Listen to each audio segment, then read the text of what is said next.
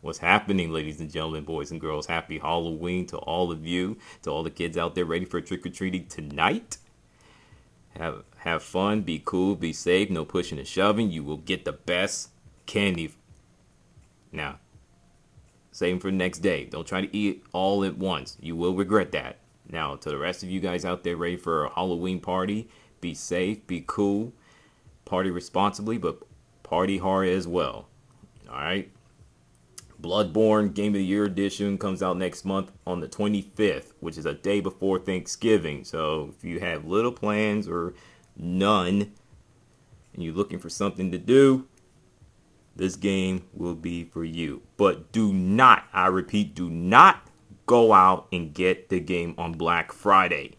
You will regret going out of the house, out of the apartment, wherever you live, and trying to get this game. Because you know crazy people do crazy things on Black Friday. Just a little word of advice. Dead Space 1 is my favorite survival horror game, period. So I did a review of the game a few years ago. The link will be in the description. John Bain, a.k.a. TotalBiscuit, has liver cancer and is inoperable. They're giving him at least 2 to 3 years to live. The doctors can be wrong. They have been wrong before. And all I can tell, TotalBiscuit, from a human being to another, a person who loves video games to another, don't give up, keep pounding, don't give in, and keep fighting. Real life comes first before everything else. Alright? The Witcher 3 The Wild Hunt won some awards at a 33rd Golden Joysticks Awards, including Best Gaming Moment, Best Visual Design, Best Storytelling, and last but not least, Game of the Year. The link will also be in the description. So, One Piece Burning Blood will be coming out next year for the Xbox One, be the first time ever on that console, PS4 and PS3. So be on the lookout for that, One Piece fans, all right? And there will be in Naruto Shippuden Ultimate Ninja Store 4, there also going to be a free roam. I think it might be in a multiplayer or single player. I think it's single player only. They're also going to be online where you play against other players around the world, including here in America.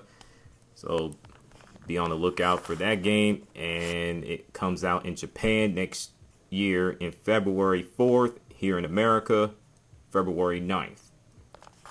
Will I buy it? So I'll talk a little bit more about that game. I'll talk more about that later. Peter Moore puts HD remaster games on blast. He says that it feels like pushing stuff out because you run out of ideas, according to EA executive PM told IGN. He was being asked for, Mass Effect Trilogy making its way to PS4 or Xbox One. Remakes because of who we are, the broad portfolio of intellectual property. You add all that together, I don't know where we find the time to do remakes, he added. We're a company that just likes to push forward. For a lot of companies, remakes are a way to drive revenue. It's sub-cost. It's an IP that's there. You can remaster, and that's great. We don't do that here. I don't think that's ever been our culture, and that those comments that he made send most people in the gaming community enraged. They've lost their mind. They took shots at him, and basically said that the EA is the last gaming company on planet Earth to be talking, criticizing HD remakes when they push out HD remakes themselves. Sports video games like Madden or NBA Live. I'm like, wow. But I have mixed opinions on that. I'm okay with it. Like, if I haven't played Final Fantasy VII or other games I never heard of before, I'm okay with those games coming out. But I am not cool with the whole remaster or remake games like The Last of Us, which the game wasn't even out for an entire year. Darksiders 2 or Dishonored and Sleeping Dogs. I know I'm missing more games out there that's considered remaster, making finger quotes when it's definitive edition. So, but it all comes down to this: do you want to buy it or not? It's not a rhetorical question. It's not rocket scientist. It's not hard. So, like I said, I just feel that EA is the last gaming company on earth to be talking. They have ran Battlefield into the ground, Medal of Honor to the ground, and I don't think going back to World War II will save that franchise. I just don't feel that way. That's just me. And Mass Effect, I've heard someone said that there was a microtransactions, but everyone was so focused on the ending, the whole debacle of it, the microtransactions got pushed to the side. So, like I said, EA, shh. Now, a little bit on to real life or a little bit of news. The whole situation with Officer Ben Fields been fired because how he handled that teenage girl at a Spring Valley High School in Columbia, South Carolina, Richland County. I got quick thoughts. Number one, to America, this is how you handle your business. Look at South Carolina. Despite what you think, despite how you feel about that state, at least they hold the police officers accountable. If you do something wrong, there are consequences. Okay?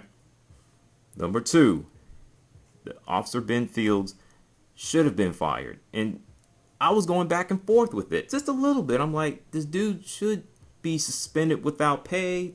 That's it. Nothing more. But the more I watch the footage, I'm like, yeah, he has to go. And not to mention the fact that he violated the rules, and that's not the procedure that the police officers in South Carolina, I think it's in somewhere in Columbia, South Carolina, that's not how they do things. That's not how you do it. They weren't trained like that in the academy. You don't do that. That's what got him fired. He could have defused the situation, not make it worse, or to escalate to that level. But he did it, and like I said, he lost his job. As for the teenage girl, all she had to do is just listen to the algebra teacher and put the cell phone away, and it would never got this far. But she didn't deserve to be treated that way. You know, do I think that I'll say she played a role. She played a role, but to sit there and say that, oh, it's her fault. She decided if she would just put the cell phone away, she wouldn't get roughed up. I'm like, that's not fair. That's not right. That's stupid. That's a stupid thing to say. She should have, like I said, I'm gonna say this one more time. She should have just put the cell phone away and listened to the algebra teacher. Or she should just give it to him, instead of being, damn it, defiant. That way, the algebra teacher wouldn't have to go out and get the vice principal and wouldn't have to get this resource deputy officer, whatever his position was before he got fired. But that's it. She shouldn't have been treated that way. She didn't deserve that at all. They're saying that she had a rug burn on her forehead. She had a cast on her arm. She has a back injury or something like that. So people really need to start listening. And that's the problem in today's generation. People just don't want to listen. They want to be defiant as ever. Being defiant is cool, but it's going to get you into serious trouble.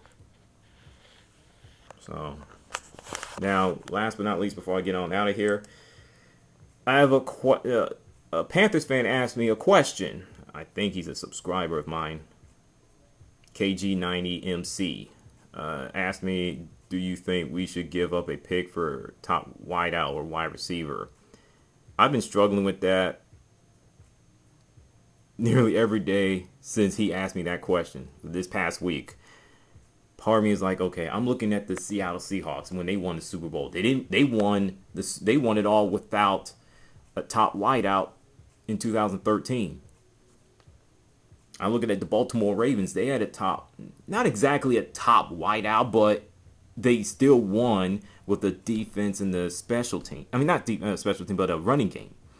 You look at the San Francisco 49ers when they went to the Super Bowl, they almost won it all. They had a decent wide receiving core. They had a good quarterback. They had a running game. They had a defense that was strong. You look at the New England Patriots who won last year, or this past season, whatever. Last season, excuse me. Their top wideout was Rob Gronkowski. You know, Julian Edelman, Brandon LaFell, etc. So I'm like, why not? Then I look at the other side. I'm like, you see the free agents and wide receivers, and they haven't exactly got it done. Like the Indianapolis Colts, Andre Johnson. He only had one good game, and that was against his ex-team, the Houston Texans. They have their own issues. The Washington Redskins, please do not get me started in that franchise. In their free agency debacle. Oakland Raiders, don't get me started on them either. And I'm just going back and forth, and I'll say no. And here's why. You look at the New York Giants. They won a Super Bowl with the top wideout. And look what they're doing this year. They're not exactly lighting it up. They're in first place, and they're really bad NFC East division. But you look at Odell Beckham Jr. He's becoming a top wideout for that team. They got him through the draft. So I'll say keep the pick, not go for the top wide receiver. I mean, look at Steve Smith Sr. Everyone's talking about Carolina Panthers and Steve Smith Sr. reuniting everything, including Stephen A. Smith and Michael Smith and people at ESPN running their mouth. That ain't going to happen. That won't happen. Steve Smith is prideful. He wants to look forward, doesn't want to look back, let him live in the past. I get why people say that, because they look at the Panthers wide receiving core, not that great, or just putrid. But you got Greg Olsen. You got Philly Brown. You got Ted Ginn Jr. A little bit of mixed bag. So, now, am I going to watch the preview countdown between the with the Colts and the Panthers matchup and everything? No, because I know what's going to happen. They're going to butcher it. They're going to do a poor job covering two teams. Make excuses for Andrew Luck. They're going to try to be nice to Cam Newton. Then they just nitpick him to death. So I know what's coming. That's why I won't be watching. I just wait for the game to come on and take it from there. And one last thing before I leave, and I apologize for making this video long. My goodness. I know it's a Various Thoughts video, but I apologize. What is with you Carolina Panther fans out there dissing Andrew Luck? What is this animosity, this undying dislike for the dude? What did he ever do to you? Please tell me so I can understand. Happy Halloween. Talk to you all later.